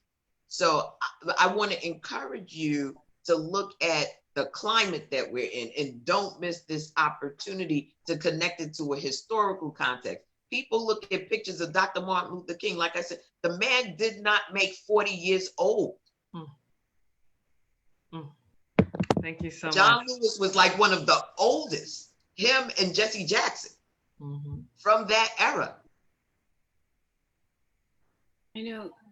Thank you, Congresswoman. Let me say that over the last several years, one of the things that I've done that I have found to be successful in engaging young people is to tell stories so that they can see themselves. There's a story about the community of Stapleton in 1883, where it was a segregated school prior to Staten Island becoming a part of a part of New York City. And there were maybe 43 students in this school. And as I'm telling the students about these young people, that the teacher got sick, he had to leave, they put a white teacher in, and the parents and the students got together in 1883 and boycotted. This was April. They're like, no, we want a Black teacher in here, and we're not going to school until you put one in. And this is 1883 again. This is the 19th century. And they stayed out of school from April until October, until the school board relinquished and put in an African-American teacher in this school. And they were like, what? They boycotted? Like, boycotts didn't just happen in the 60s. They've been boycotting for a long time. I also tell the story about Liberia, that in the early part of the 19th century, that there was some folks from Kentucky that had freed some enslaved people, and they had a march. The condition of freedom was that they would migrate or immigrate to Liberia.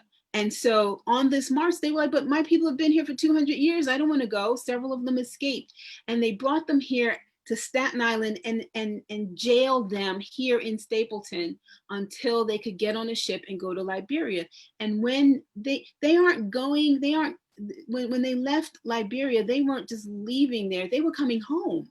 A lot of them came from here. And when I make that connection for a lot of them, they go, wow, well, yes. And so it's in these moments, I think, that they can tend to find those, as you said, the connections to being civically engaged. Again, the young leaders, when I gave them a few morsels, they were hungry for more. So we're trying to figure out now, I'm creating an app that just kind of talks about the history of this place and the activism. There's a woman, Nettie Carter Jackson, that without her saving Martin Luther King's life in 1959, there would have been no dream. He would not have had a dream. And this woman is from Staten Island. So as I start to connect those pieces for our young people, they then understand that, yes, they're young, and yes, we can become engaged, and yes, we have to, as people of color, we need to be able to understand ourselves, find ourselves, and use that as a springboard to do all the things that we're going to do. Well, like I share with people all the time, unfortunately, if you came up during the period of television, you're used to the next episode. We don't live, our lives are not episodes. We're part of an epic.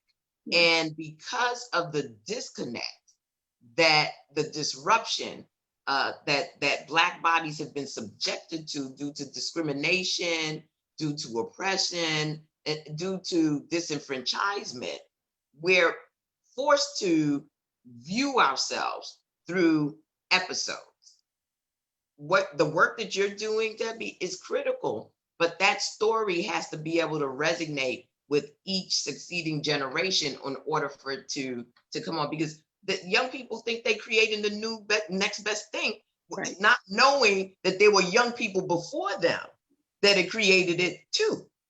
So, you know, I think it's important that we engage that. Yeah. So on that note, I want to do some closing remarks, and then we'll pray out. I want to say thank you all so much. We're going to start with Bobby. We ended with Bobby, so we're going to start with Bobby for our closing remarks. Yeah, thank you. I had my hand up for a while, but I just want to say that this is an incredible collective and initiative. So big up to the organizers. But I just wanted to big up Eric as well. Eric, you know, I was waiting for you to talk, and I wanted to ask, you know, that I wanted to hear from you, because I think oftentimes, like, I mean, I say all the time, the women and the young people's voices, for me, is what I feel should always lead these movements in these spaces. That's how the village operates. I wanted to say also that I think civic engagement must be taught in schools. We got to get that into curriculums. It's critically important, right? Additionally, Eric, I wanted to say also, I think you were at Mint on Spirit, the park. You came to take photos for the police and community initiative we're doing together. Bro, that's civic engagement. And I thank you. We didn't get to poly a lot that day, but I saw you doing your thing. And you know, that's what civic engagement is, like really using your talent and skill and contributing to other people's movement. Additionally, to your points, Congresswoman Una, what we're doing right now is doing mentorship for some of the young leaders. And I think that's critically important. While we older organizers should step back, not step aside, but step back and allow them to step forward, we must remain in a scene so that what's happened in our communities, not in our Black villages, where the older generation stopped reprimanding, stopped encouraging, you know, the youth, and this is where the knuckleheads really began to take over, which I would say right now is kind of what's leading to gun violence, is just that the village has really lost its footing. Because when you go and look at the way things are done in Africa, or our African heritage, I'm talking about pre-slavery, there was order where the elders always checked the younger generation. It didn't matter whose kids you are. So I think that we need to begin to look at those methodologies again, how to empower our younger generations, how to remain in the scene. And for me, I do that as a father of 4 sons. I do that as a business owner. I do that as a civic engagement organizer, whatever it is. We can show up in any capacity or any platform that we have. And that includes you, Eric, is the next young bucks behind you who are looking at you. And I love your story, because that's my story. I grew up in Park Hill back when it was like the crack era, the AIDS epidemic. I grew up in those that Debbie knows what I'm talking about, where people would get high and jump off of story buildings. And I feel that each of us, you know, traveling, going overseas, I went to London, so that opened up my eyes and it changed me completely. So you have an opportunity to do greater things than what we've been doing, you know, and reach out. Don't be afraid to reach out to us to say, hey, can you guide us? Can you guide me here and there? You know, don't be afraid. We're here for you, you know, and vice versa. We would also look to you all to preserve the village. So sorry I got long-winded, but I got to jump back to work now. I'm at the restaurant. Peace and love to all of you. I look forward to a next part 2 of this. And let's talk about how to actually do some activism and some civic engagement out of this group together. Peace and love, everybody. Hey, Thank you, Bobby, for joining us. It's So Henry's Public House. Let me just give y'all a quick preview. Bobby's like, you guys coming over? Black owned. Come eat. Come through, Black owned. Peace and love. Take care, Bobby. Dr. Sarah Sayeed, would you like to say some closing remarks, please?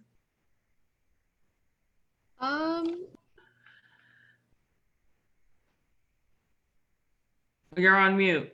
Sorry.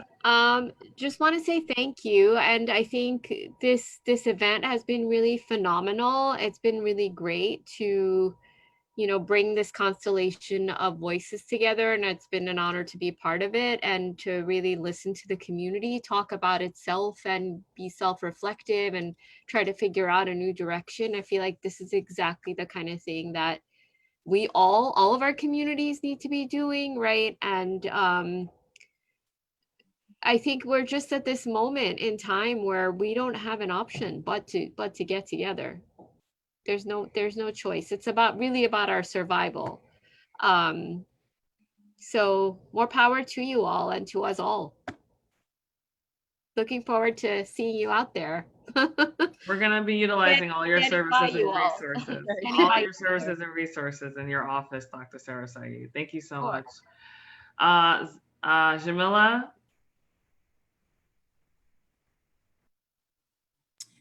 I mean, it was a pleasure to hear all the conversations from the different perspectives. And, you know, it was educational for me as well. So thank you for inviting me to represent the Public Advocate's Office.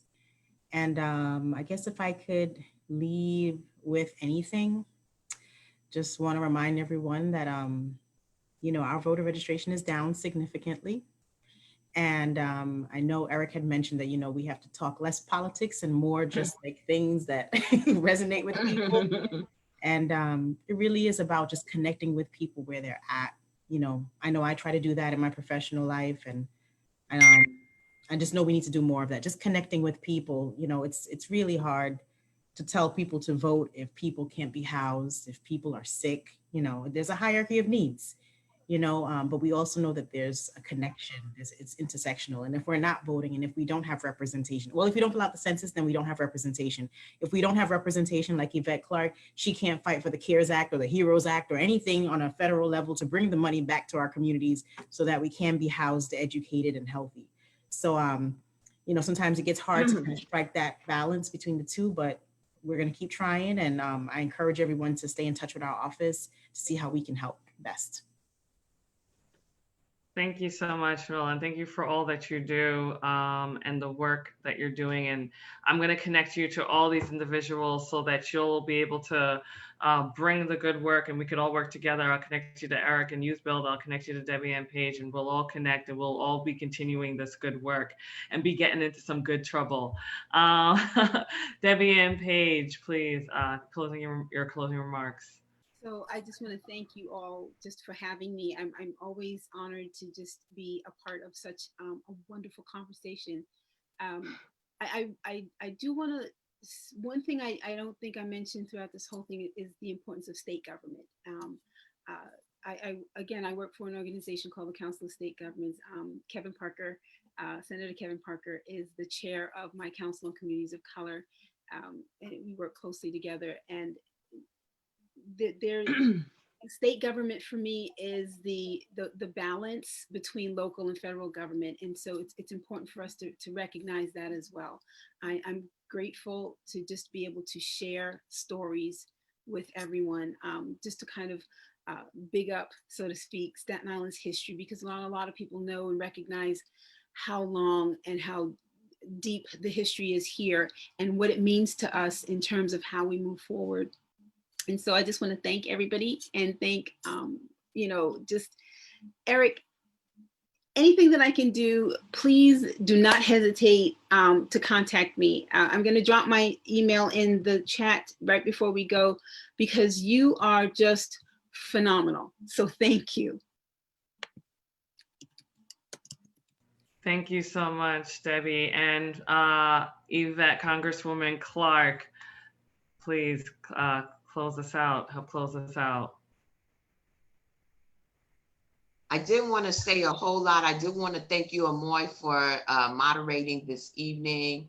I want to thank the Muslim Sisters of Staten Island and Sister Sophia for being a host. I want to thank, of course, my sister Lorna of the Staten Island Jamaican Association, and all of the panelists. You know, I've learned this evening. Every time I engage with groups of individuals, it helps to sort of reinforce my being and reinforce why I'm so passionate about the work that I do, and any way that I can be of assistance. You know, please let me know. You know, I want to recommend that, you know, Eric, who is a photographer, has a unique lens into what's happening in the community, connecting that that lens with, you know, some of the cinematic, if you will, so that people see themselves in motion and understand that there is a movement to grab onto, and maybe connected to some historic context. You know, for Jamaicans, why they don't talk about Marcus Mosiah Garvey more, I don't know. He's Jamaica's national hero, but most of his work was done empowering people of African descent here in the United States, right here in New York City. There are so many ways in which we can connect generation to generation and build, like I said, the organization that creates that civic space.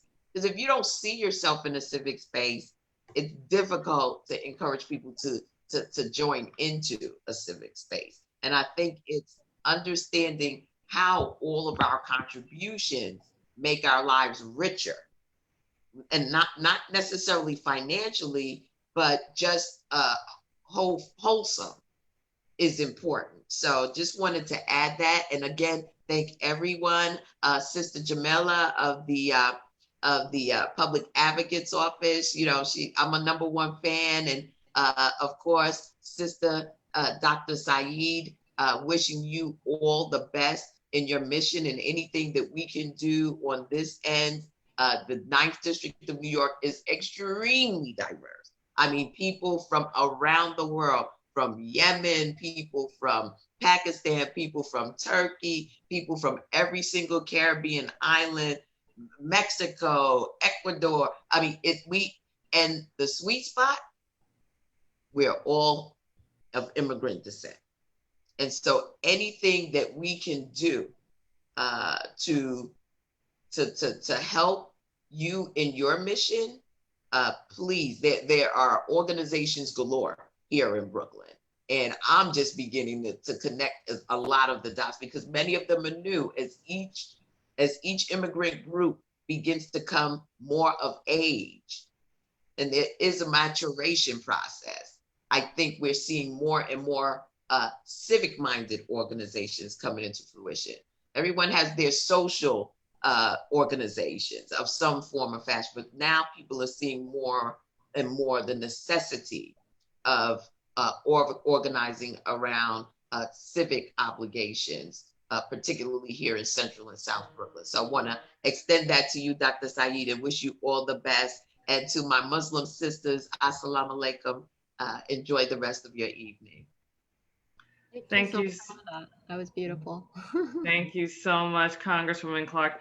The saying is, you can't be what you don't see. And one thing that I can honestly say is that I've been able to be as successful as I am as a young Black Caribbean-American woman, a proud immigrant woman, because of people like you, Congresswoman Yvette Clarke, but also because of the village and the community that I'm a part of. You know, on Staten Island, we always get this bad rap, but we're such a diverse community. We're such a beautiful community. And I think that honestly, because of organizations like the Staten Island Jamaican Association and the Muslim Sisters of Staten Island, we're able to grow and we're able to emphasize that beautiful community and that culture and break that stereotype of Staten Island, because people always think, right, that it's just nothing but Italians. And although we're proud of the Italians and the Irish and everything. Those of us of African descent know very well about Staten Island and the population there, and the hip hop community definitely definitely knows about Staten Island. I'm old school hip hop, and Wu-Tang ain't nothing to play with. Thank you. There you go. There you go. We're gonna end it like that. Listen, listen, I want to say, Lorna, would you like to say any closing remarks on behalf of the Staten Island Jamaican Association? Oh, Lorna might be frozen. Oh, it's technology. It's all good. Well, I am a member of the Staten Island Jamaican Association. So on behalf of the Staten Island Jamaican Association. Lasting word. Okay. Did you hear me? So you can start again. Start over again. I said we place people in the heart of everything that we do. And we believe that equality is essential in a modern society. So we are ready and willing to work with every group, any group. Peace, one love to all of you. Thank you so much. And the Muslim Sisters of Staten Island, is somebody gonna pray us out, I believe? Yeah, I just have like really quick closing remarks, I guess. I was here kind of later on. Hello, my name is Najma Zakati. I'm part of Muslim Sisters of Staten Island, the Arts and Culture Director. So I was listening to an amazing young person, an amazing organizer, an amazing girl. You're not just a part, you're just awesome all around. There's so many awesome young people in our community, man. Like Eric, you out here doing your thing. We gotta connect. You know, you out here doing your thing. You're amazing. When the part 2 comes out, I'll properly introduce myself. But just to kind of talk about the stuff with the youth and like just really quickly going back to stuff with the Black Lives Matter movement, it is really important that we as young people, because I'm in my early 20s, wow, that sounds so weird. That is important that we do work with different organizations like the NAACP, you know, like Silent Against Racism, different organizations like that, you know, public advocates, to make sure that we're doing everything in the as right of way that we can, you know, underneath the law, but also to making sure that we're getting our message across and understanding the history. Because I learned so much from you, Debbie, that I didn't even know about. And I'm born and raised here. And I've been to Sandy Ground, I've been to these different places and I didn't know about it. So we most certainly have to have a part 2 now. There's too much to talk about to not have a secondary part. So I just want to say thank you to everybody who has spoke, who has talked about, you know, their experience as a Caribbean-American, because I was born in the Caribbean, but my mother wasn't. She was born and raised mostly in Jamaica. So it's a different experience being born here. And then also when you live there. So it's really important that we came across that and talked about that. So I want to say thank you so much. And I'm going to now introduce the person that's going to be closing out. Brother Hamza Abdul Latif, can you come down this way next to me? There we go. He's also wearing green. And where are you from? I'm from Dominica. He's from Dominica, which is often confused with Dominican Republic. All right, please close us out. By the token of time and through the ages, verily man isn't lost, except those who exert each other to the mutual teachings of truth with patience and constancy. Amen. All right. Thank you guys so much. Once more. Thank you so much, Amoy. You did a great job as a moderator. Thank you so much for having me as the moderator. Thank you so much for all the work that every one of you are doing, all the organizations that have been involved, all the folks that watched. Thank you so much. Congresswoman Yvette, Clarke, Eric, Debbie Ann, Paige, Xamayla, Sarah, Dr. Sarah Sayeed, and Bobby Digi. Thank you so much. Have a wonderful evening, and we look forward to continuing this good trouble that we're all getting ourselves into tonight. Good night. Have a good night, everybody. Good night. Peace, one love. One love. One love, one heart, like mother, like daughter. Thank you so much for answering to the call. Absolutely. Eric, don't leave yet. You got to put your number. You got to put your, Eric, we got to get in touch with you. We got to stay in touch with you. Put your information in the chat.